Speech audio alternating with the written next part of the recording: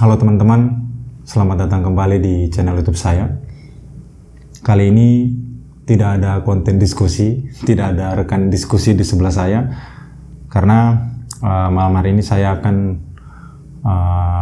mulai malam hari ini saya akan mencoba membuat video di mana video itu saya sedang membaca, karena beberapa waktu belakangan ini saya mulai kembali membaca beberapa buku-buku yang sebenarnya udah saya pernah baca, tapi ya untuk merefresh ingatan lagi saya coba untuk membacanya lagi. Nah, salah satunya yang saat ini akan saya baca ini adalah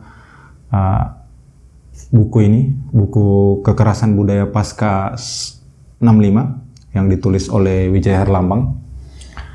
Nah, sebelumnya ide tentang video membaca ini sebenarnya saya terinspirasi dari beberapa konten-konten dari youtuber luar negeri yang kayak belajar bersama saya, itu Study With Me. Nah, mereka merekam mereka yang sedang belajar, kemudian dibikin jadi konten, dan saya lihat lumayan banyak juga yang tertarik dengan itu. Nah, makanya malam hari ini aku coba melakukan hal yang sama, tapi kalau aku tidak diam saja, belajar cuma diam saja ngeliat-liat gitu, tapi aku sembari membaca. Siapa tahu buku yang sedang aku baca itu bisa bermanfaat bagi orang lain, terutama orang yang belum memiliki bukunya. Nah, ini buku ini sebenarnya terbit tahun 2011 pertama kali di Jerman, bahasa Jerman. Bahasa Jerman. Terus tahun 2013 edisi bahasa Indonesianya terbit. Nah, ini diterbitkan oleh Margin Kiri. Margin Kiri dan dicetak oleh Gajah Hidup. Ada 334 halaman. Karena 334 halaman ya, jadi tidak memungkinkan untuk aku baca sekali habis. Jadi setiap konten membaca ini itu sekitar kurang lebih 1 jam lah. Nanti akan bersambung gitu, akan bersambung. Nah, buku ini kalau kata Daegu Times, ini testimoni mereka menjelaskan bagaimana sosok budayawan yang dianggap suci dan seolah berpihak pada humanisme universal ternyata bagian dari sistem besar jagal yang menyudutkan korban 65. Nah, memang buku ini mengungkap sisi lain gitu. Mengungkap sisi lain. Di sini di sampul depannya aja dibilang bagaimana Orde Baru melegitimasi anti komunisme melalui sastra dan film. Karena salah satu yang aku rasa agak aneh sampai saat ini adalah sejak dari kecil aku, apalagi orang tuaku yang terdahulu, itu memang sampai sekarang masih menganggap komunisme itu bla bla bla bla. Dan setelah baca buku ini dan beberapa sumber-sumber yang lain, aku jadi tahu, oh ternyata memang ditanamkan oleh Orde Baru seperti itu. Nah, makanya ya jangan heran ya masih banyak yang kayak salah paham gitu. Dan aku di sini tidak berarti sedang menyebarkan tentang komunisme. Aku di sini hanya ingin memberikan alternatif lain ke teman-teman tentang bagaimana Orde Baru melegitimasi tentang anti komunisme itu. Nah, aku tidak ingin berpendapat lebih banyak, biar nanti kita baca buku ini saja sama-sama. Kalau kalian punya buku yang begini juga di rumah, ayo kita tadarus bareng-bareng. Aku baca, kalian juga sambil baca. Ya, kalau tadarus kan ganti-gantian ya. Kalau kalian pengen mute punyaku di saat kalian membaca, ya nggak apa-apa, nanti lanjutkan lagi setelah aku setelah kalian. Nah, langsung saja, nggak usah lama-lama. Pengantarnya cukup itu, yang jelas kedepannya aku akan coba membaca buku. Selang-seling lah kalau ada konten diskusi sambil baca buku ini dan buku-buku yang lain lah. Hitung-hitung aku belajar, kalian juga belajar. Semoga bermanfaat. Yuk, kita mulai. Seperti biasa, Kalau aku membaca sambil ngerokok juga, dan kopi, kebetulan kopinya udah aku bikin lebih dulu, udah ada dari tadi sih. Soalnya tadi kebetulan masih ada ikut diskusi lah. Nah oke, tadi buku ini aku beli ini tahun 2015. Waktu itu aku masih di Manado dan pas jalan-jalan ke Jogja beli buku ini. Nah ada 334 halaman, cetakan diterbitkan oleh Margin Kiri, Serpong, Tangerang Selatan. Oke, ayo kita mulai. Bismillahirrahmanirrahim. Kita mulai dari pengantar penulis. Kalau aku kecepatan, ya silakan dikoreksi nanti ya di kolom komentar, atau suaranya tidak kedengaran silakan dikoreksi. Pengantar penulis. Jatuhnya pemerintahan Orde Baru pada 1998 tidak serta-merta diikuti dengan memudarnya ideologi anti-komunis. Sebaliknya, anti-komunisme tetap bercokol dalam masyarakat Indonesia. Buku ini menjelajahi kembali faktor-faktor yang menentukan di dalam proses pembentukan dan bertahannya ideologi anti-komunis di Indonesia. Buku ini berargumen bahwa terpeliharanya ideologi anti-komunis tidak saja merupakan hasil dari kampanye politik pemerintah Orde Baru, tetapi juga yang lebih penting lagi, hasil dari agresi kebudayaan untuk melawan komunisme, terutama melalui pembenaran atau legitimasi terhadap kekerasan yang dialami oleh kaum yang dituduh sebagai anggota dan simpatisan komunis pada 1965-1966. Pasang rokok dulu, lupa tadi.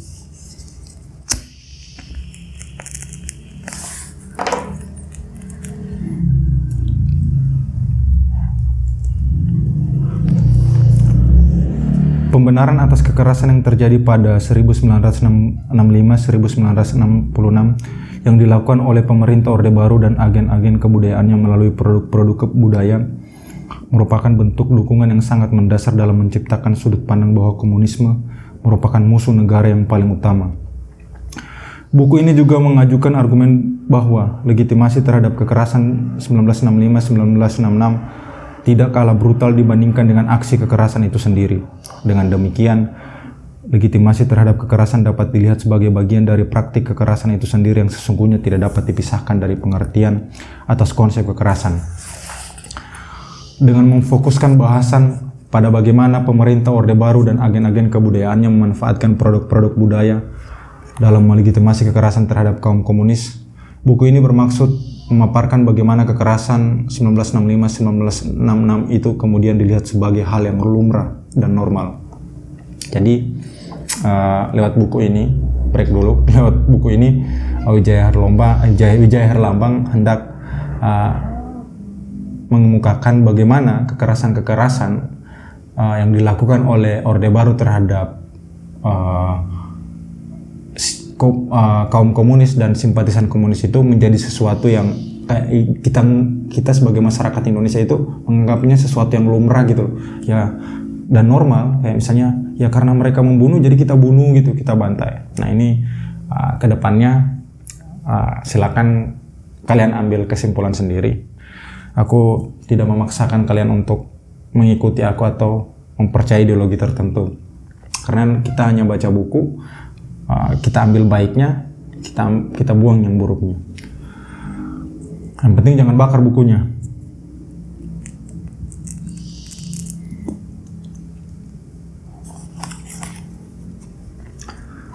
Dalam mengeksplorasi bentuk kekerasan tak langsung terhadap kaum komunis, buku ini secara khusus melihat penggunaan produk-produk budaya, terutama ideologi liberalisme dan narasi sejarah pemerintah Orde Baru, yang dituangkan melalui karya-karya sastra dan film oleh para penulis anti-komunis dan militer. Untuk melegitimasi penghancuran komunisme dan bangkitnya rezim Orde Baru di Indonesia, dengan demikian, pemanfaatan produk-produk budaya seperti film dan sastra untuk melegitimasi kekerasan 1965-1966 menjadi sangat krusial dalam menyediakan fondasi ideologi agar kekerasan tersebut dapat dilihat sebagai hal yang normal dan natural. Dengan mengeksplorasi bagaimana produk-produk budaya yang digunakan sebagai fondasi ideologis untuk menormalisasi kekerasan terhadap kaum komunis, buku ini berupaya memberi kontribusi terhadap diskusi atas praktik kekerasan negara di Indonesia, khususnya dalam hubungannya dengan peristiwa 65, melalui sudut pandang studi sastra dan budaya. Selain membahas bagaimana pemerintah Orde Baru dan agen-agen kebudayaannya melegitimasi kekerasan 1965-1966, buku ini juga membahas bagaimana para penulis dan kelompok-kelompok kebudayaan kontemporer di Indonesia berupaya untuk mendekonstruksi warisan ideologis anti-komunisme Orde Baru.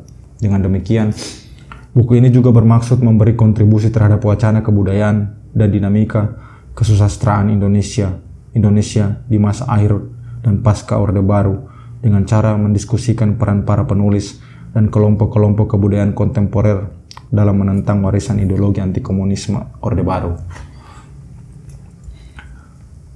Motivasi saya untuk meneliti bagaimana kekerasan terhadap kaum komunis pada 1965-1966 dilegitimasi dan bagaimana ideologi anti-komunis dapat bertahan dalam jangka waktu yang sangat lama bermula ketika saya menyadari bahwa pembantaian 1965-1966 dimungkinkan untuk terjadi, dan lebih jauh lagi dapat dilihat sebagai hal yang lumrah karena hal itu disebabkan tidak saja oleh despotisme militer dan politik, akan tetapi juga agresi kebudayaan.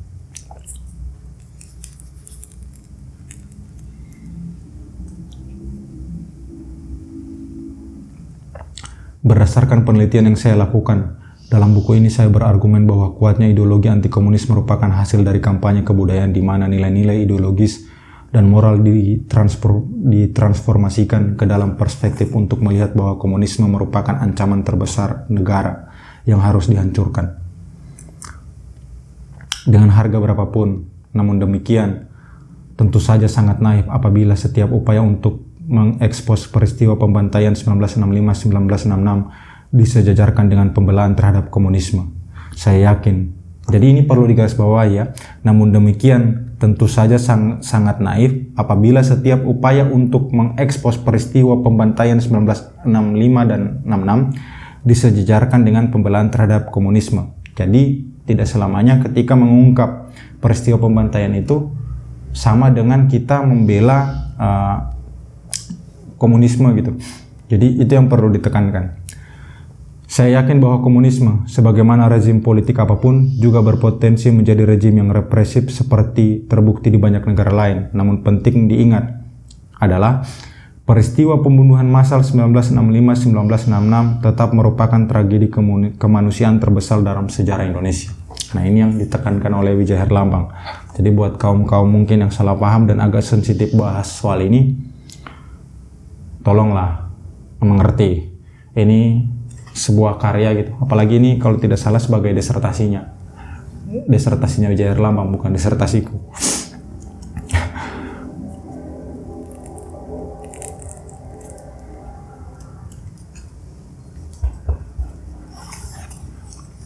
Buku ini merupakan hasil dari proses panjang penelitian untuk disertasi doktoral saya. Nah, kan disertasi doktoral. Banyak kolega dan sahabat telah mengeluangkan waktu mereka untuk membantu dan mendukung saya. Saya ingin menggunakan kesempatan ini untuk mengucapkan terima kasih yang tulus kepada mereka. Pertama dan terutama pada Profesor Helen Kress dari University of Queensland, Australia, yang tidak pernah lelah dan jenuh dalam memberi dukungan, masukan, saran, kritik, dan ajakan untuk mengerjakan, menyempurnakan, dan menyelesaikan buku ini. Tanpa bimbingan dan pengetahuan beliau yang luas, saya tidak mungkin dapat mempersembahkan hasil akhir penelitian ini. Kedua, saya juga ingin berterima kasih kepada Profesor Inyoman Dharma Putra yang telah membantu membangun fokus gagasan saya melalui diskusi dan debat selama 4 tahun penelitian. 4 tahun penelitian. Saya juga ingin berterima kasih kepada Dr. Keith Fulser dari University of Sydney dan Profesor David Tehil dari Murdoch University yang telah membaca draft buku ini, memberi saran, catatan, dan kritik sebagai dasar yang saya pakai ketika merevisi naskah asli karya ini. Saya juga ingin berterima kasih secara khusus kepada Roni Agustinus dan penerbit Margin Kiri yang telah mengoreksi secara kritis dan komprehensif naskah buku ini sebelum diterbitkan untuk menjaga keakuratan data dan meletakkannya dalam konteks yang presisi.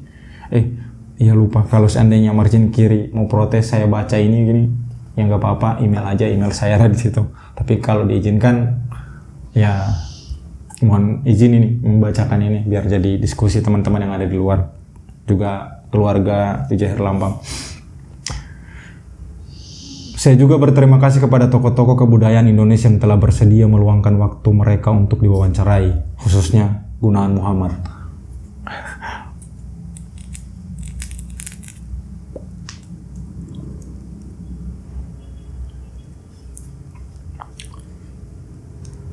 Khususnya Gunawan Muhammad, Taufik Ismail, Wowo Hesti Prabowo, Saud Situmorang, itu lagu. Sitok Srengenge, Arswendo Atmowiloto, Norca Masardi, termasuk Endo Senggono dari Perpustakaan HB Yasin, dan Kartini Nurdin dari Yayasan Obor di Jakarta. Saya juga mengucapkan terima kasih kepada rekan-rekan di Brisbane seperti Dr. Ani Elizabeth Volman, Dr. Laura, Dr. Laura Tolton, Dr. Joe Grimon, Dr. Ahmad Muzaki, Yurizo, Dadang Kristanto, Dr. Delmus Salim, Teuku M. Ayub, Muhammad Israwan, Pinus Jumaryatno, Friska Den Ungkara Pambudi, dan Ahmad Zamroni. Terima kasih juga saya ucapkan kepada rekan-rekan jurnalis dan sahabat-sahabat saya di Jakarta, seperti Gunawan Budi Susanto, Beni Benke, Arwani, Samsul Hidayat, Budi Mariono, Emita Asril, Sri Marwati, Riana Ambarsari, dan Hera Khairul.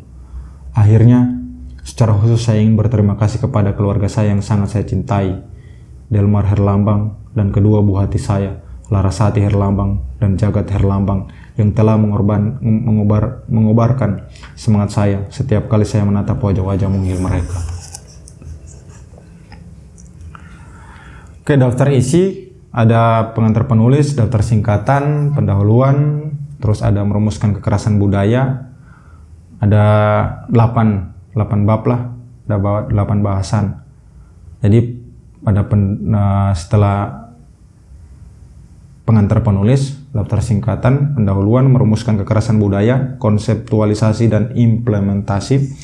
Terus ketiga, pembentukan ideologi anti komunisme dan bangkitnya liberalisme di panggung kebudayaan. 4, normalisasi kekerasan 1965-1966 melalui karya sastra. 5, narasi utama Orde Baru, kandungan ideologis dan transformasi kebudayaannya. 6, pengkhianatan G30S PKI, legitimasi kekerasan anti komunis dan kebangkitan Orde Baru. 7, lembaga-lembaga kebudayaan Indonesia kontemporer menantang warisan budaya Orde Baru. September, mendobrak versi resmi G30S. Kesimpulan, daftar pustaka, indeks. Ini daftar singkatan, nanti sembari membaca saya akan sampaikan kalau ada yang bingung, soalnya kalau dibaca banyak ini daftar singkatannya. Oke, kita mulai di pendahuluan.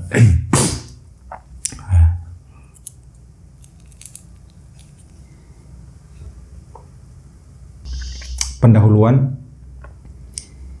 Anti komunisme telah menjadi wacana utama dalam masyarakat Indonesia sepanjang sejarah pemerintahan Orde Baru 1966 sampai dengan 1998 dan sesudahnya. Salah satu aspek penting yang memberikan kontribusi terhadap bagaimana ideologi anti komunis dibentuk oleh rezim Orde Baru dan dapat bertahan dalam waktu yang sangat lama adalah kampanye kebudayaan dalam melegitimasi kekerasan terhadap simpatisan komunis pada 1965-1966.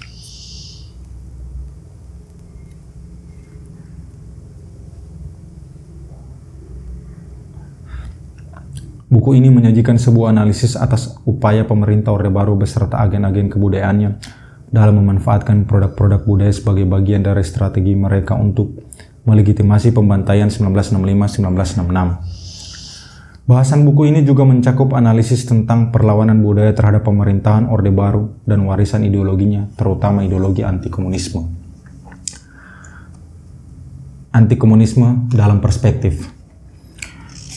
Malam 30 September 1965, sekelompok tentara, sebagian besarnya anggota pasukan pengawal Presiden Cakrabirawa yang dipimpin oleh Kolonel Untung, melancarkan operasi militer untuk menculik 7 pemimpin senior Angkatan Darat, Nasution, Ahmad Yani, Suprapto, Sutoyo, Haryono, Panjaitan, dan Esparman. Nasution berhasil lolos, namun para penculik secara serampangan menembak putri bungsunya, Ade Irma, yang akhirnya meninggal beberapa hari kemudian. Alih-alih menculik Nasution, para penculik lalu menyeret ajudannya, Tendean. Tendean ini satu daerah sama saya, Sulawesi Utara.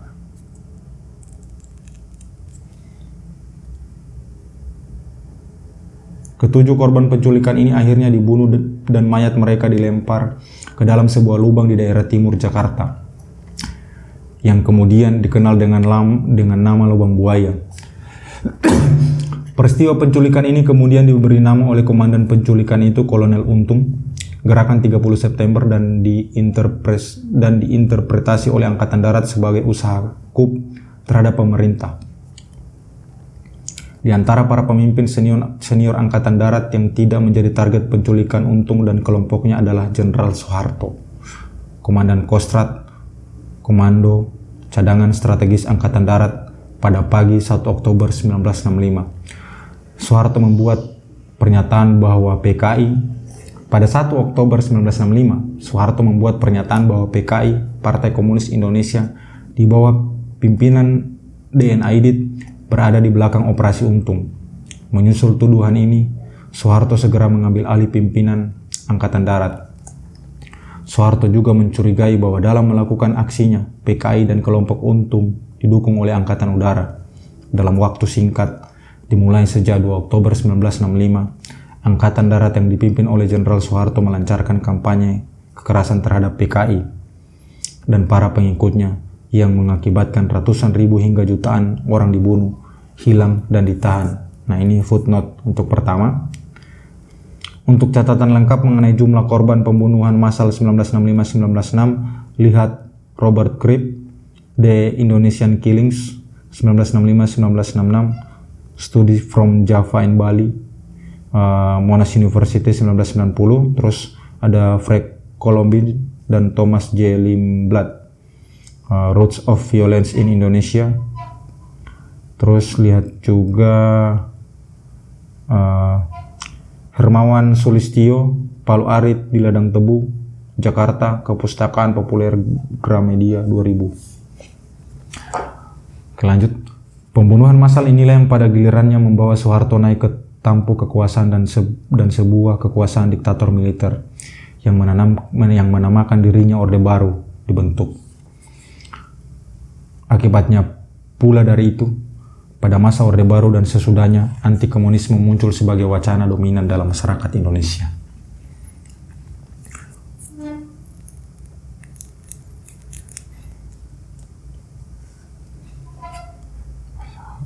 Pada November 2000, sekelompok orang yang dipimpin oleh YPKP, Yayasan Penelitian Korban Pembunuhan 1965-1966, berkumpul di sebuah hutan di daerah Wonosobo.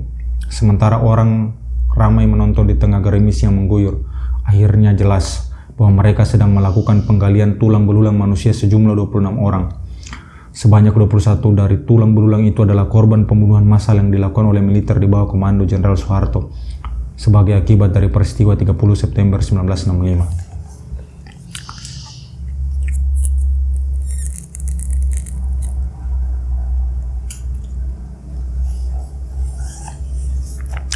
Para korban ini adalah orang-orang yang diduga anggota PKI yang dituduh oleh militer sebagai ladang di balik percobaan coup. Tulang belulang itu hanyalah sebagian kecil dari korban pembantaian 1965-1966. Sulit untuk menolak kenyataan bahwa peristiwa pembantaian itu merupakan peristiwa paling mengerikan dalam sejarah Indonesia. Kemudian, setelah selesai melakukan penggalian, anggota keluarga korban dibantu YPKP berencana melakukan pemakaman ulang sebagaimana layaknya dilakukan oleh anggota masyarakat yang lain di desa Kaloran, dekat Yogyakarta. Namun pada 25 Maret 2001, ketika upacara pemakaman ulang hendak dilaksanakan, sekelompok orang yang menamakan diri FUIK, Forum Ukhuwah Islamiyah Kaloran, berusaha menghalanginya. Anggota keluarga korban dan hadirin dihadang oleh massa FUIK yang secara tegas menolak pemakaman yang hendak dilakukan di desa mereka, Kaloran. Mereka mengancam para pengurus upacara, merampas dan menghancurkan peti-peti dan memporak-porandakan tulang belulang korban. Ini bisa dibaca di Mari Jurbuchen Delegasi of Violence in Indonesia, ASEAN Survey, volume 42, nomor 4, Juli-Agustus 2012, halaman 580. Lihat juga Sylvia Tiwon, Decalora Incident and the Indonesia Red Scare Solidarity, Juli-Agustus 2001 di www.not.org/miring/1998 diakses pada 1 Agustus 2010. Masa FUI kemudian menuduh YPKP sedang mempromosikan kembali ajaran komunisme dan menuntut penguasa setempat membubarkan YPKP. Nah, ini yang tadi diingatkan oleh Wijaya Herlambang itu, takutnya ketika kita berbicara tentang pembantaian ini, kita akan dianggap sebagai orang yang sedang membela komunisme gitu. Padahal tidak semua orang ketika berbicara pembantaian itu hendak membicarakan atau hendak membangkitkan komunisme, karena ya kita hanya coba untuk belajar sejarah gitu. Belajar sejarah sebenarnya siapa yang salah, sebenarnya bagaimana pembantaian ini. Bukan berarti ketika kita membahas tentang pembantaian 1965-1966 itu kita mencoba untuk membangkitkan komunisme. Nah, lanjut ya. Insiden ini menunjukkan secara jelas bahwa walaupun pemerintahan Orde Baru sudah jatuh pada 1998, namun ideologi anti komunis warisan rezim itu masih bertahan kokoh. Sepertinya tidak ada kedamaian untuk para korban bahkan setelah mereka dibunuh lebih dari 40 tahun yang lalu.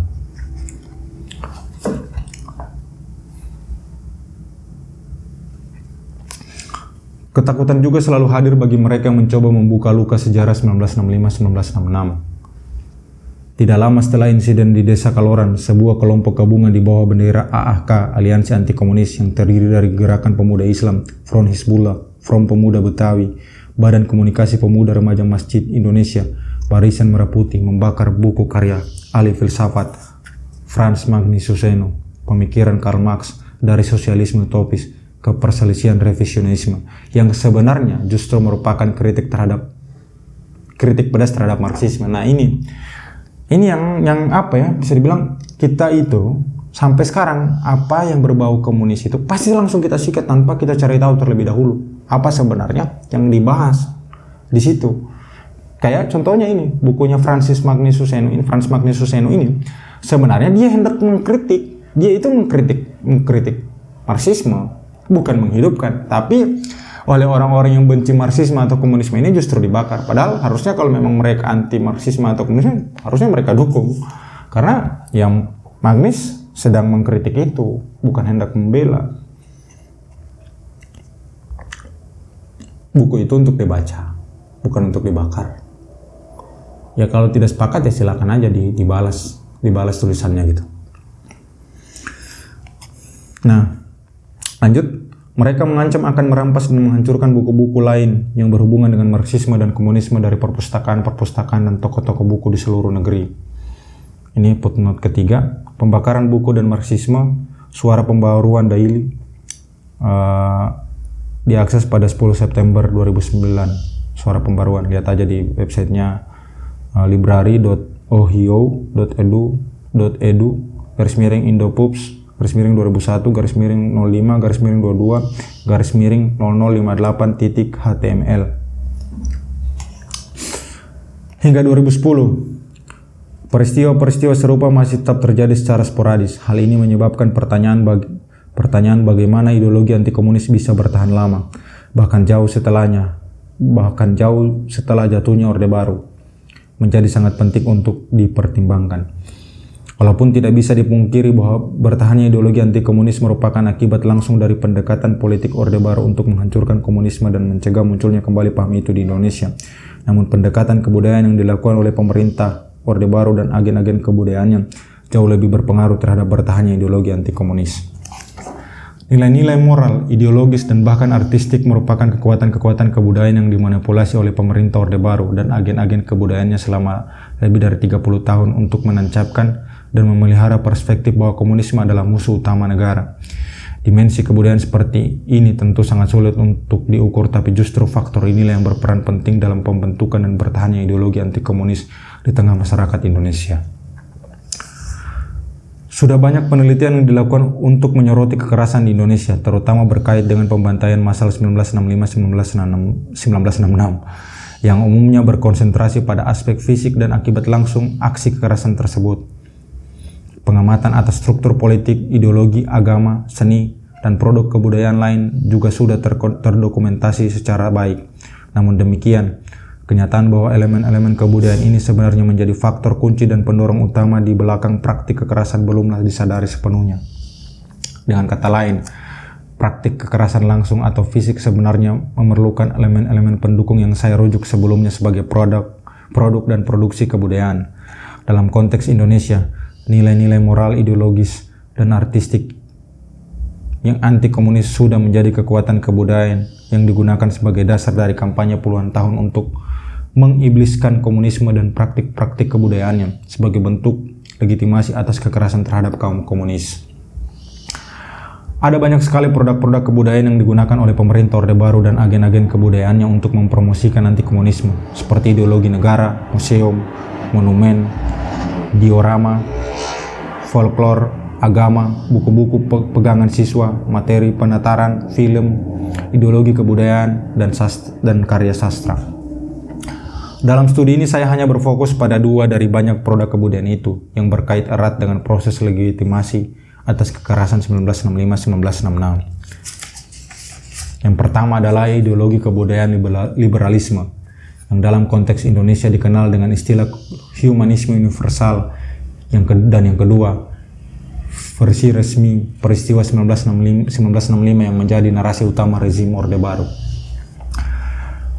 Harus dicatat di sini bahwa istilah liberalisme dan neoliberalisme yang digunakan di banyak tempat dalam studi ini tidak saja dimengerti dalam terminologi kebudayaan, namun juga dalam terminologi ekonomi dan politik.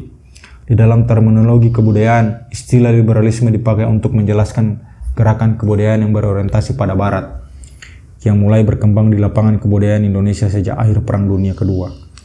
Istilah liberalisme dalam pengertian kebudayaan merujuk pada konsep semacam kebebasan intelektual, kebebasan berekspresi, dan kebebasan artistik.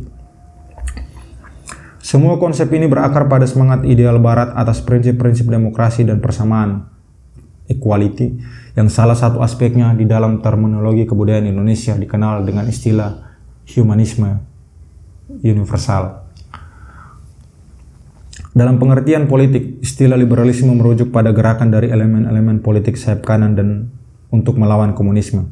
Dalam pengertian ekonomi, istilah liberalisme dan neoliberalisme digunakan untuk menjelaskan konsep-konsep ekonomi pasar bebas, fundamentalisme pasar, perdagangan bebas, serta konsep sejenis lainnya sebagaimana dijelaskan oleh David Harvey, bahwa liberalisme dan neoliberalisme adalah sebuah teori atas praktik-praktik politik ekonomi yang mengajukan gagasan bahwa cara terbaik untuk meningkatkan kehidupan yang layak adalah dengan memperjuangkan kebebasan untuk menjadi wirausahawan dan keterampilan individual dalam sebuah wadah institusional yang bercirikan kuatnya hak-hak atas aset pribadi, pasar bebas, dan perdagangan bebas. Ini bukunya David Harvey, A Brief History of Neoliberalism, New York, Oxford University.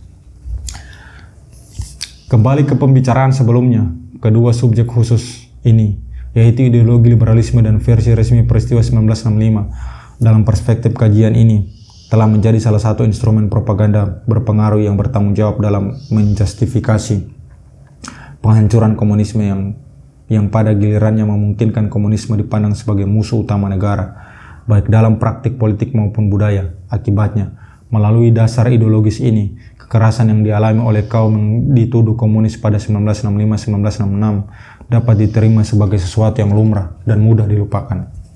Dengan demikian, pengamatan terhadap perkembangan ideologi liberalisme di lapangan kebudayaan pada 1960-an merupakan hal yang penting, karena ideologi ini digunakan tidak saja untuk menghancurkan ide-ide kiri, tetapi juga untuk menyokong pembentukan wacana kebudayaan yang berorientasi pada Barat, yang pada hakikatnya berkaitan erat dengan kepentingan politik ekonomi jangka panjang Barat, khususnya Amerika Serikat. Seperti halnya pengamatan atas ideologi kebudayaan liberal, penting pula untuk mengobservasi sudut pandang ideologi anti komunis pemerintah Orde Baru yang ditransformasi ke dalam film dan karya sastra sebagai instrumen propaganda untuk melegitimasi penghancuran komunisme dan naiknya Soeharto ke tampuk kekuasaan di Indonesia yang dilakukan untuk mencapai tujuan yang sama, yaitu membangun sistem perekonomian yang berorientasi pada Barat. Para budayawan, penulis intelektual, dan seniman anti komunis yang berupaya menegakkan semangat ideal Barat atas kapitalisme liberal pada 1960-an memainkan peran penting dalam menciptakan fondasi wacana anti komunis, khususnya dalam konteks aktivitas kebudayaan Indonesia semasa puncak Perang Dingin mendekati peristiwa 30 September 1965. Sebab ideologi kebudayaan liberal atau humanisme universal yang diperkenalkan oleh intelektual pro-barat berdasarkan liberalisme Barat untuk melawan komunisme menyediakan wadah ideologis di mana tindakan politik budaya atau bahkan aksi kekerasan terhadap kaum komunis dapat dibenarkan atau dijustifikasi secara budaya. Perdebatan kebudayaan yang terjadi pada 1960-an antara penulis yang diasosiasikan sebagai pendukung ideologi kiri yang tergabung dalam Lekra, Lembaga Kebudayaan Rakyat, dan para pendukung ideologi humanisme universal tak terbantahkan lagi merupakan manifestasi perang dingin di bidang kebudayaan. Jadi ini merupakan manifestasi perang dingin di bidang kebudayaan. Oke. Rokok kedua.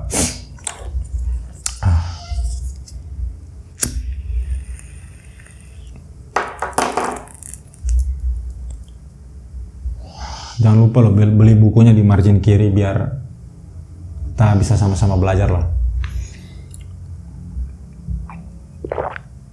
Aku sih rencana mau ngeluarin video ini setiap malam gitu kan, sebelum tidur, biar bisa sama-sama kita baca buku kan. Ya, hitung-hitung menutupi sedikit lah, memberikan sedikit pengaruh ke budaya literasi kita. Dan biar aku jadi semangat kalau barang-barang hari ini.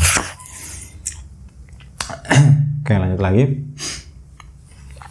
Dengan dukungan dari elemen-elemen sayap kanan seperti partai-partai politik anti komunis, militer, dan institusi-institusi kebudayaan dan filantropi Barat, para penulis anti komunis memperlakukan gagasan liberalisme sebagai senjata ideologis untuk menyingkirkan komunisme dan aktivitas kebudayaannya.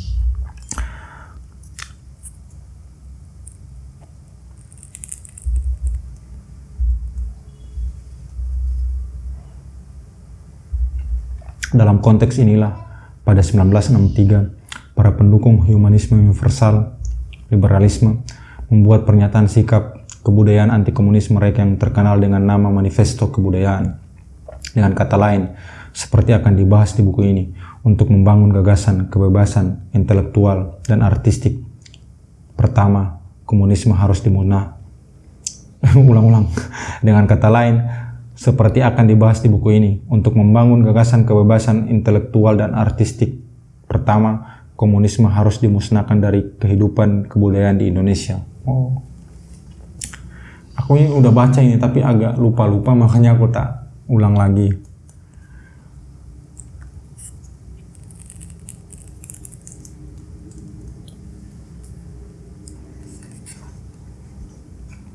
Melalui cara pandang ini, gagasan demokrasi itu sendiri yang disebut dengan istilah kebebasan dimanipulasi untuk kepentingan elemen-elemen pro-barat dengan cara menghancurkan komunisme.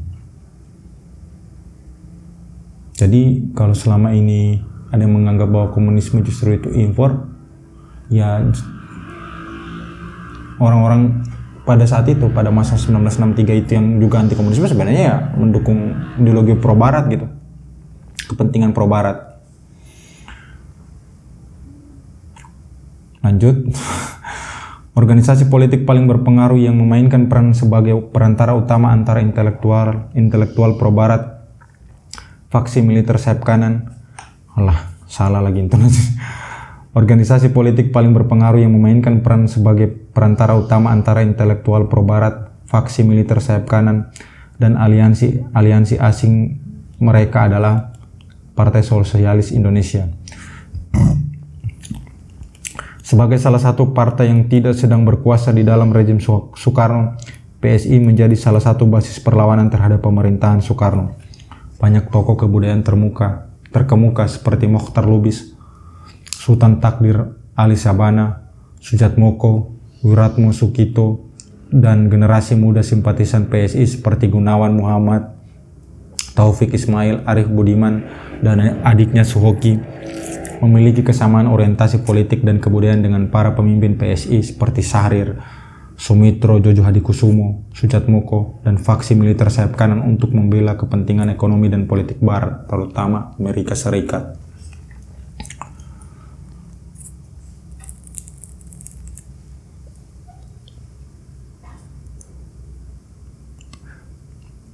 Melalui lingkaran PSI, jaringan kompleks anti-komunis dibangun dalam konteks lokal dan internasional untuk menyingkirkan rezim Soekarno, PKI, dan sekutunya seperti misalnya para penulis Lekra. Di saat elemen-elemen pro-barat mempersiapkan basis ideologis dan intelektual untuk menjustifikasi wacana kebudayaan anti-komunis, pada saat yang sama militer mengambil peran sangat penting dengan cara menghancurkan kaum komunis secara fisik dengan dukungan pemerintah Amerika Serikat yang mendapatkan momentumnya pada 30 September 1965.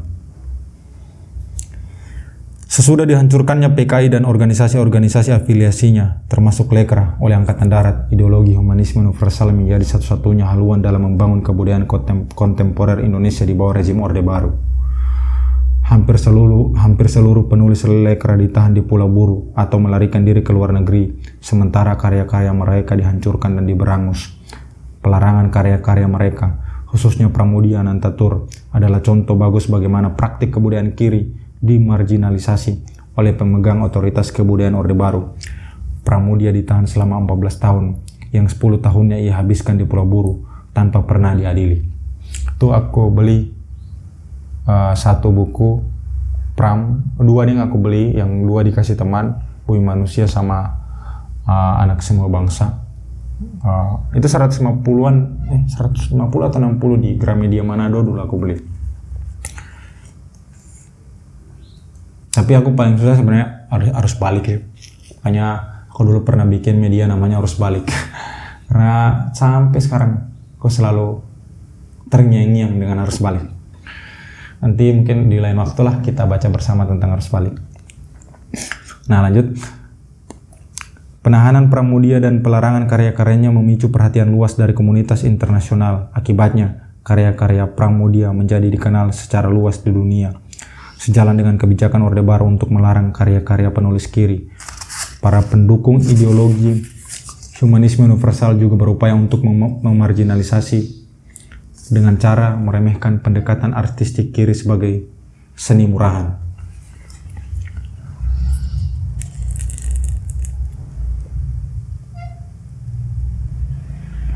Dengan kata lain, ideologi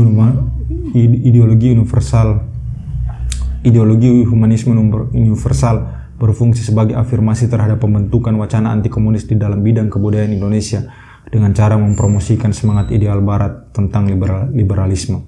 Seiring dengan bangkitnya liberalisme Barat di bidang kebudayaan, militer Indonesia juga berupaya membangun orientasi politik anti-komunis dengan cara terang-terangan membuat pembenaran terhadap kampanye kekerasan yang mereka lakukan melalui produksi dan produk kebudayaan.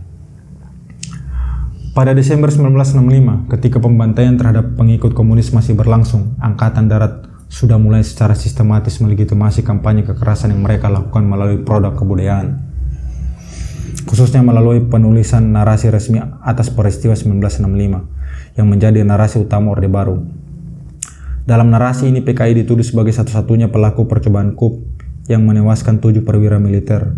Lalu, ketika pemerintahan Orde Baru mulai dibangun, Angkatan Darat dan agen-agen kebudayaannya tidak saja melanjutkan upaya untuk melegitimasi kekerasan terhadap kaum komunis, namun juga melegitimasi naiknya Jenderal Soeharto ke tampuk kekuasaan.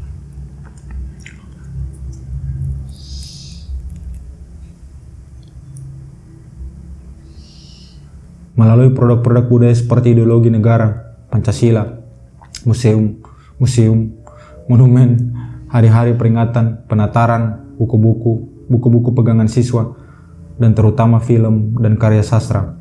Muatan ideologis narasi utama Orde Baru ditransformasi ke dalam bentuk-bentuk seni. Pada saat yang sama, praktik kebudayaan juga didominasi oleh para pendukung humanisme universal tanpa mendapat tantangan dari penulis-penulis kiri karena seperti sudah disebut sebelumnya, hampir seluruh penulis kiri ditahan atau mengungsi ke luar negeri dan karya-karya mereka dicekal di Indonesia. Walaupun implementasi ideologi humanisme universal tidaklah sevulgar cara-cara militer dalam memanfaatkan domain kebudayaan untuk melegitimasi kampanye kekerasan mereka terhadap kaum komunis, ini sebabnya maka menjadi lebih sulit untuk diukur dan dikaji. Namun demikian tujuan keduanya tetap sama, yaitu mengibliskan komunisme termasuk ideologi dan praktik kebudayaannya.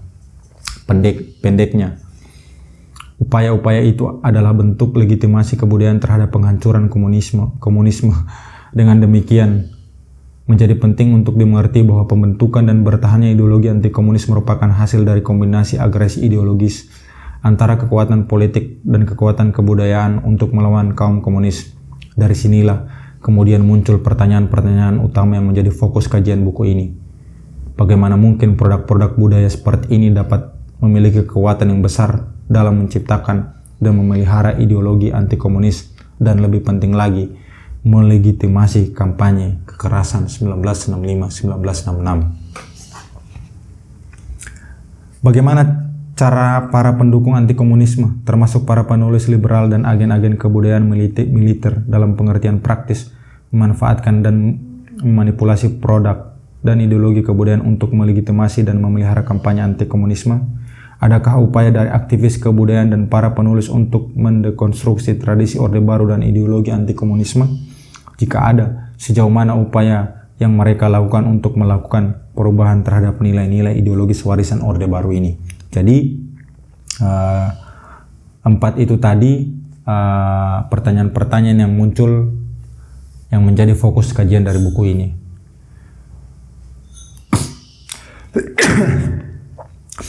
Buku ini berusaha menjawab pertanyaan-pertanyaan tersebut dengan cara pertama, mengkaji bagaimana fondasi ideologi, liberalisme dan narasi resmi Orde Baru menjadi faktor penting bukan saja dalam proses pembentukan dan terpeliharanya ideologi anti komunisme, akan tetapi juga dalam membentuk pandangan bahwa kekerasan terhadap kaum komunis merupakan hal yang normal dan alamiah. Kedua, buku ini juga berupaya mengeksplorasi gerakan perlawanan dengan cara memaparkan peran kelompok-kelompok kebudayaan dalam menggugat tradisi kebudayaan anti komunis Orde Baru.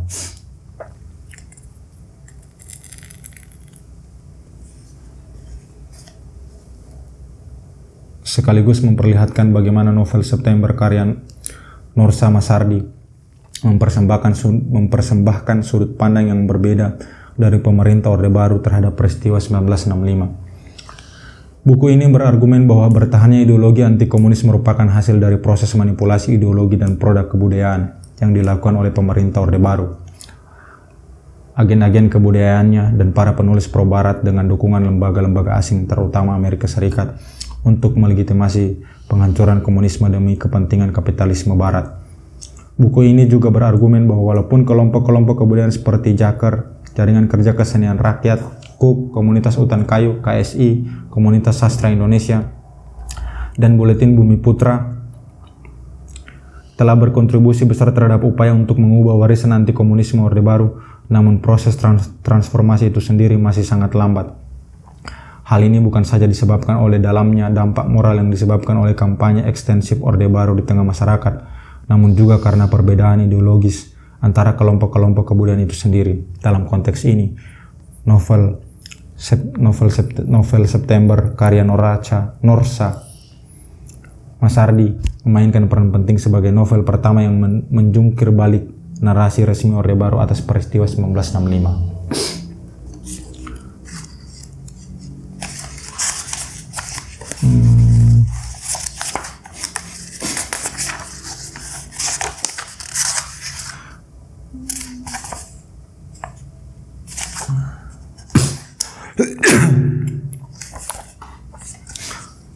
Selanjutnya, meninjau ulang agresi kebudayaan, sebuah perjalanan penelitian.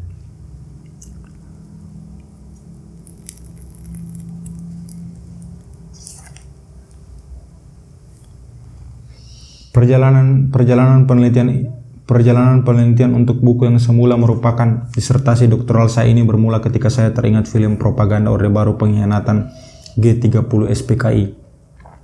Saya membuat hipotesis bahwa film itu merupakan media budaya yang dimanfaatkan sebagai alat propaganda yang berpengaruh luas di Indonesia. Film ini merupakan sebuah contoh produk budaya yang digunakan oleh pemerintah Orde Baru untuk secara terang-terangan menyodokkan pandangan ideologisnya tentang komunisme. Masih jelas dalam ingatan bagaimana di dalam pencitraan film tersebut PKI dan pengikutnya ditampilkan sebagai sekelompok orang sadis dan kejam yang telah berkhianat terhadap bangsa Indonesia dengan cara membunuh 7 perwira militer secara brutal. Lalu ingatan di masa kecil bermunculan kembali secara otomatis betapa saya ketakutan hanya karena menonton film itu, di mana anggota PKI beraksi seperti iblis hanya untuk mencapai kekuasaan politik. Bagi saya, waktu itu, film itu adalah film horor yang merepresentasikan kenyataan, sebuah peristiwa yang sungguh-sungguh terjadi di Indonesia. Sejak itu, dampak dari kisah dan presentasi visual film itu tak pernah lagi lepas dari ingatan. Mungkin hal itu tidak dialami oleh semua anak generasi saya. Akan tetapi, film itu tentu memberikan dampak yang sangat kuat kepada banyak orang seperti saya. Dalam hubungannya dengan ini, pemerintah Orde Baru sangat berhasil dalam mempresentasikan versi resmi peristiwa 1965 dan terlebih lagi dalam memengaruhi penonton untuk percaya sepenuhnya bahwa muatan ideologis di dalam film itu adalah sebuah kebenaran. Pemanfaatan produk-produk budaya seperti inilah yang menarik perhatian saya untuk mengerti lebih jauh tentang bagaimana sebuah produk budaya bisa menjadi suatu kekuatan yang dahsyat, khususnya dalam menanamkan ideologi anti komunis di tengah masyarakat Indonesia. Konfigurasi dan praktik politik bisa saja berdampak seketika terhadap masyarakat, namun nilai-nilai ideologis, moral, dan kultural merupakan agen-agen yang paling bertanggung jawab dalam menciptakan, mentransformasikan, dan memelihara sudut pandang tertentu untuk menjadi nilai-nilai moral yang permanen.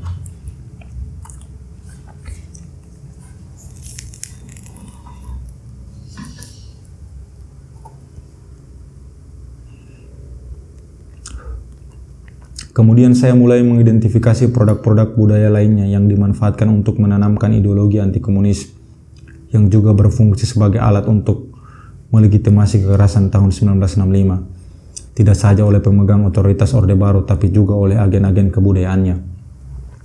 Hal ini menggiring saya untuk meninjau ulang peristiwa-peristiwa yang terjadi di seputar percobaan KUB 1965, termasuk perdebatan kebudayaan pada 1960-an, untuk mengerti lebih jauh bagaimana ideologi kebudayaan juga memberi kontribusi esensial bagi pembentukan ideologi anti komunis di Indonesia. Pada saat melakukan studi pustaka awal, saya memfokuskan diri pada materi-materi yang membahas permasalahan ini. Beberapa sarjana secara jelas mengajukan argumen bahwa pertarungan politik periode itu bukan saja merupakan pertarungan kekuasaan di tingkat lokal, tetapi juga bagian dari konfigurasi perang dingin di tingkat internasional. Hanya sedikit dari para sarjana ini yang membahas neksus antara kekuatan politik dan kekuatan kebudayaan anti komunis, serta kolaborasi yang mereka galang untuk menghancurkan komunisme.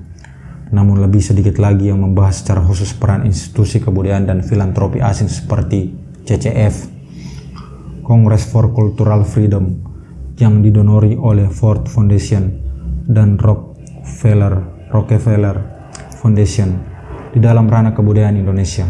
Namun demikian, sebagian besar dari materi-materi ini gagal untuk mengungkap bagaimana sesungguhnya institusi-institusi asing ini beroperasi di Indonesia dan mengapa mereka begitu bersemangat mendukung intelektual anti komunis Indonesia untuk mempromosikan nilai-nilai kebudayaan Barat.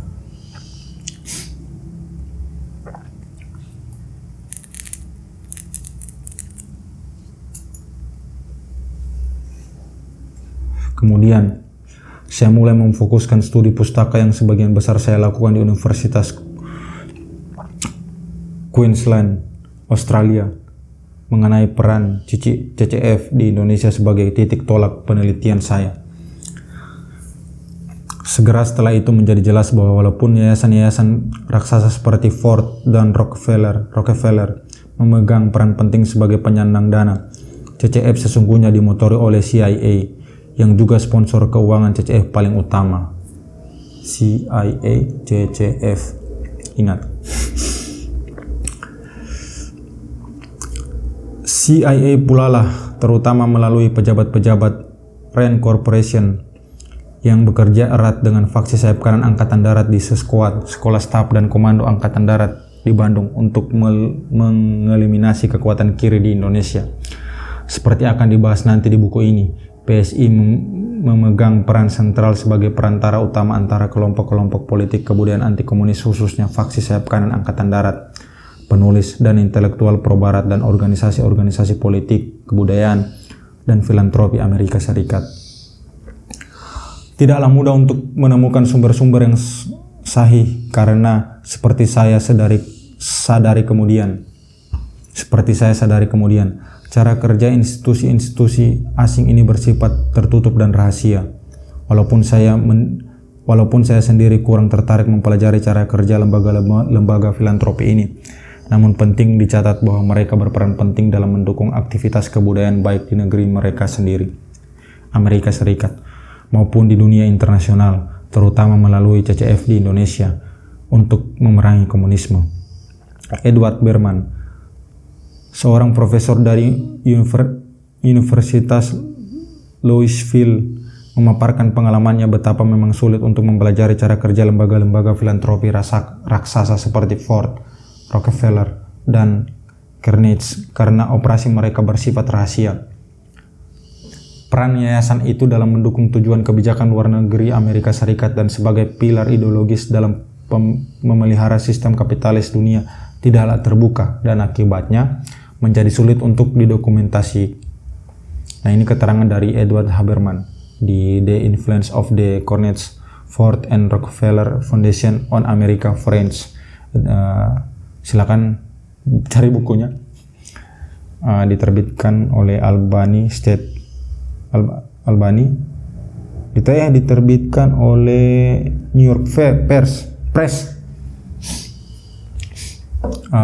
Lanjut, lebih menarik lagi, Berman yakin bahwa lembaga-lembaga raksasa ini sudah lama bekerja secara tertutup untuk membela kebijakan luar negeri Amerika Serikat dengan cara menginvestasikan kepentingan mereka di dalam aktivitas simbolik, terutama kebudayaan.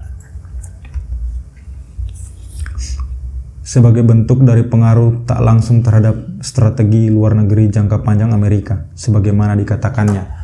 Kontribusi yayasan-yayasan ini terhadap kebijakan luar negeri Amerika terutama dilakukan melalui ranah kebudayaan, dan sejak bertahun-tahun mereka telah menyempurnakan cara kerja mereka sehingga program pendidikan dan kebudayaan mereka dapat menjadi penyeimbang dari bentuk-bentuk imperialisme ekonomi dan militer yang lebih kasar dan terbuka yang mudah sekali untuk dikenali.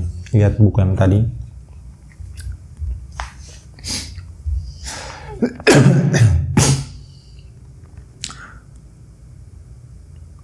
Pernyataan Berman ini penting karena secara jelas ia mencatat bahwa ranah kebudayaan selalu menjadi fokus utama dari yayasan raksasa ini untuk menyembunyikan misi utama mereka mendukung kebijakan luar negeri Amerika Serikat.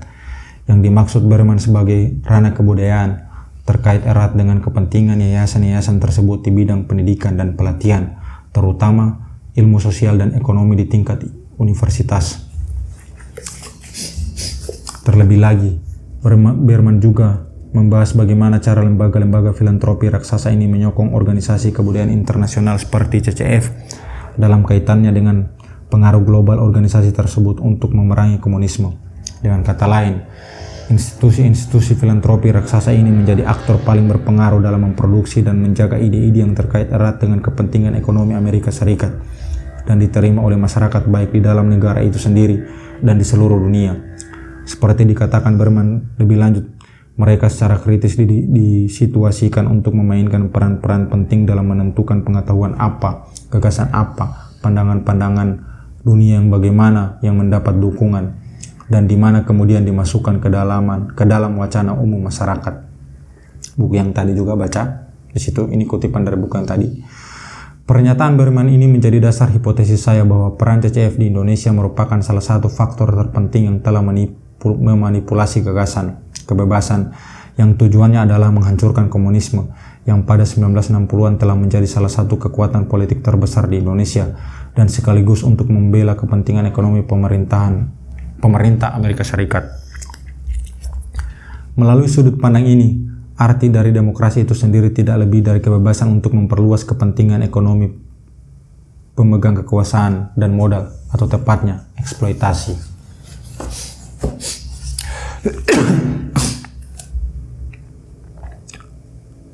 Ini kemungkinan hanya bab 1 dulu, hanya bagian pendahuluan dulu, biar kalian gak bosan juga lah. Biasa orang kalau dengar lama itu bosan. Dengan demikian, peran CCF di Indonesia seperti akan dibahas nanti telah memberi kontribusi terhadap proses penyingkiran komunisme, khususnya dalam domain kebudayaan. Untuk mempertahankan kepentingan pembangunan ekonomi Barat, tentu saja ada banyak risalah lain dalam hubungannya dengan keterlibatan Amerika, juga Inggris dan Australia dalam pertarungan politik di Indonesia era 1960-an, yang pada dasarnya berupaya membuktikan bahwa peristiwa percobaan KUB tahun 1965 melalui satu cara atau cara lain merupakan bagian dari agenda Barat untuk menyingkirkan komunisme di Indonesia.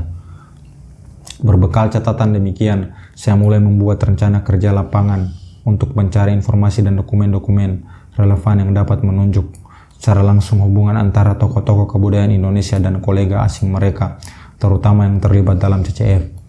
Hal ini penting sebab dokumen-dokumen ini dapat menjadi bukti bahwa bangkitnya liberalisme Barat di bidang kebudayaan pada 1960-an memberikan fondasi ideologis untuk gerakan anti komunis, tidak hanya di bidang kebudayaan tetapi juga politik.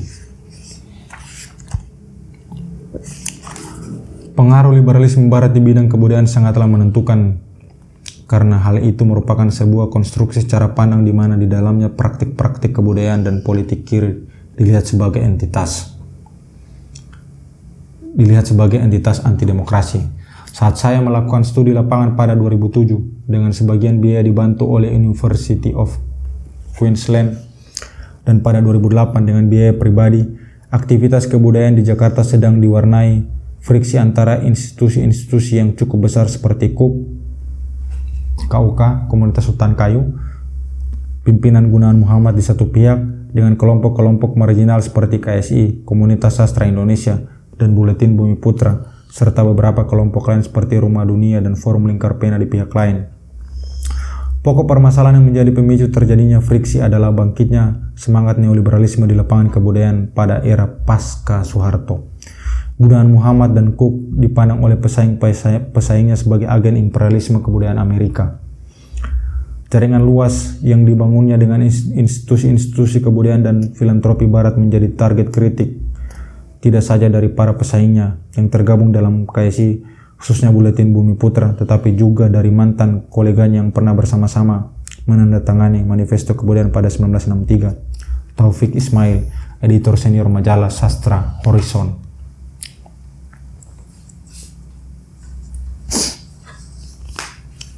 Capek juga. Perkembangan ini menarik dan relevan dengan hipotesis saya bahwa ideologi liberalisme di bidang kebudayaan era 1960-an memiliki tanggung jawab besar dalam melegitimasi pudarnya tradisi kiri dalam perkembangan kebudayaan Indonesia, menyusul peristiwa penghancuran PKI oleh militer pada 1965-1966. Dengan demikian, perkembangan mutakhir ini merupakan indikasi jelas bahwa ideologi liberalisme di bidang kebudayaan belum tergugat, sehingga KSI, Bumi Putra, dan Taufik Ismail melancarkan kritik keras mereka pada 2007 dan beberapa waktu selanjutnya. Hal ini akhirnya mendorong saya untuk mendekati para aktivis Buletin Bumi Putra, khususnya penyair Wowo Hesti Prabowo dan Saud Situmorang, untuk mengetahui lebih jauh mengapa mereka berseberangan pandangan dengan Gunawan Muhammad dan aktivitas kebudayaannya. Pada saat yang sama, saya juga mengontak Taufik Ismail agar bersedia saya wawancarai terkait isu yang berkembang saat itu, dan sekaligus untuk mengetahui alasannya melancarkan serangan terhadap aktivitas kebudayaan Gunawan Muhammad. Melalui dialog ini, menjadi jelas bahwa Taufik mencurigai kerajaan kebudayaan Gunawan adalah agen utama liberalisme Barat, imperialisme Amerika, khususnya dalam kerangka mempromosikan eksploitasi seksual melalui karya-karya sastra kontemporer.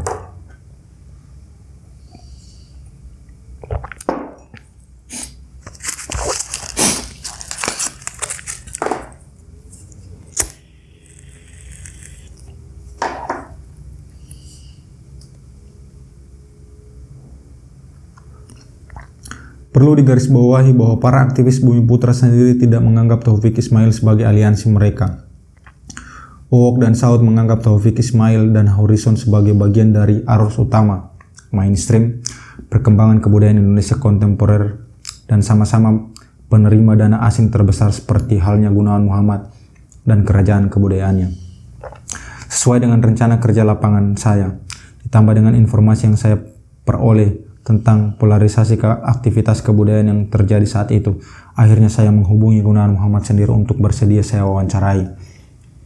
Pada dasarnya saya ingin mengonfirmasi isu yang tengah beredar waktu itu dan sekaligus memintanya menceritakan pengalamannya pada 1960-an, terutama terkait keterlibatannya dalam CCF. Hasil dari dialog ini sudah menjadi bagian dari pembahasan buku ini, ditambah dengan informasi lain yang saya dapat dari beberapa kolega dekat Gunawan, khususnya penyair Sitok Srengenge yang berperan sebagai koordinator teater Utan Kayu di Divisi Kesusastraan Komunitas Utan Kayu.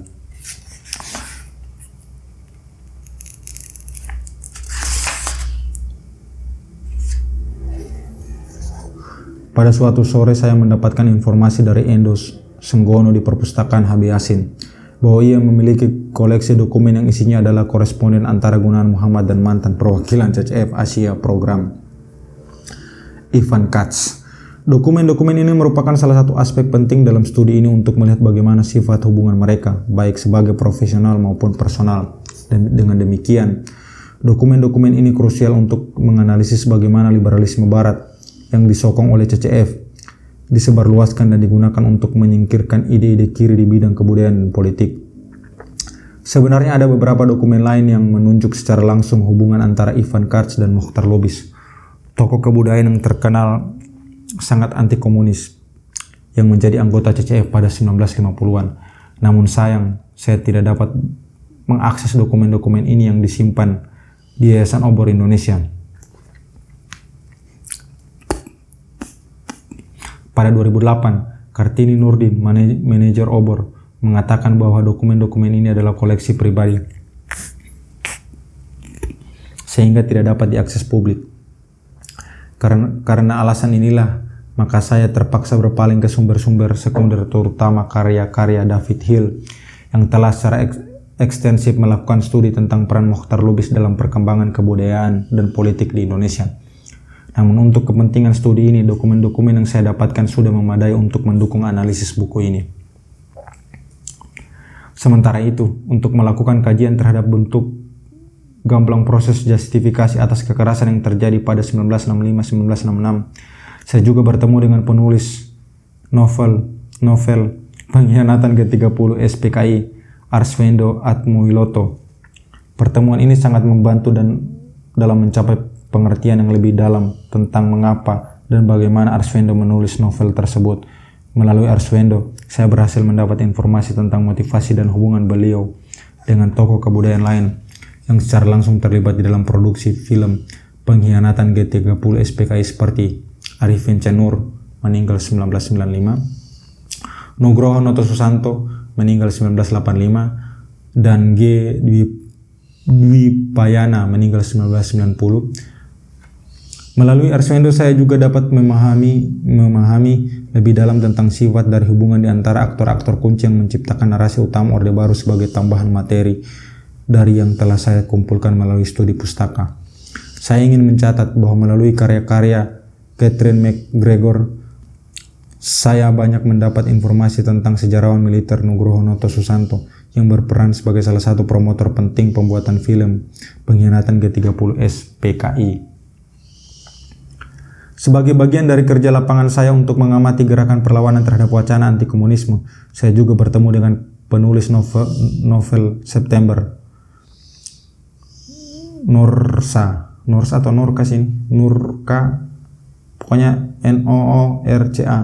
Norsa Masardi, untuk memintanya menceritakan pengalaman dan motivasinya menulis novel tersebut, yang saya yakin merupakan bentuk tantangan paling serius terhadap narasi utama Orde Baru. Ini sebenarnya novel bagus, dari dulu aku penasaran tapi gak tahu kenapa selalu tertunda untuk mencari bukunya atau meminjam bukunya.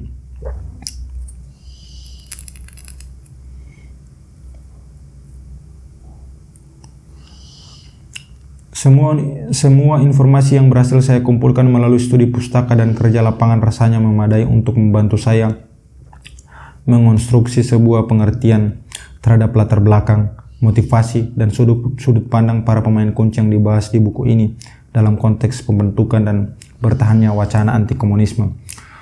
Proses legitimasi atas kekerasan 1965-1966 dan perlawanan budaya terhadap ideologi anti komunis warisan Orde Baru yang saya harap tercermin dalam analisis buku ini. Ini sebenarnya belum selesai bagian pendahuluannya, baru masuk ke bab pendahuluan yang ketiga ini, menempatkan posisi studi di tengah berbagai kajian tentang Indonesia, halaman 22. Tapi ini udah, kalau lihat rekamannya mungkin ada potongan-potongan sedikit edit tadi karena ya ada yang terbata-bata. Udah 1 jam 15 menit, udah lebih dari 1 jam. Mungkin aku sudahi dulu biar kalian gak terlalu bosan dan berkesempatan kalau yang udah punya bukunya atau belum punya bukunya bisa membeli dan kita bisa baca bareng-bareng lah.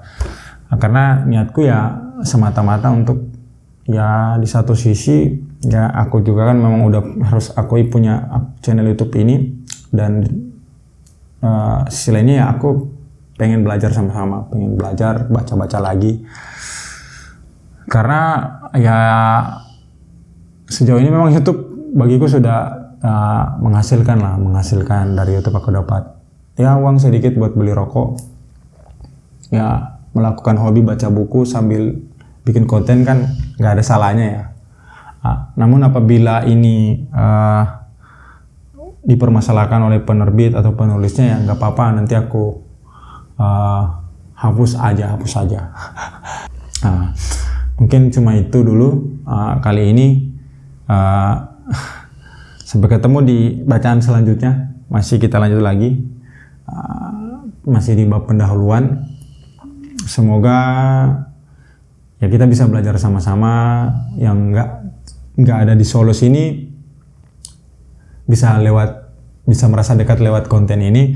Dan mungkin berikut kawan-kawan di Solo akan kuajak, terutama kawan-kawan perpus jalanan Solo dan Sukoharjo, buat ya tadarus bareng-bareng, kita secara gantian baca gitu.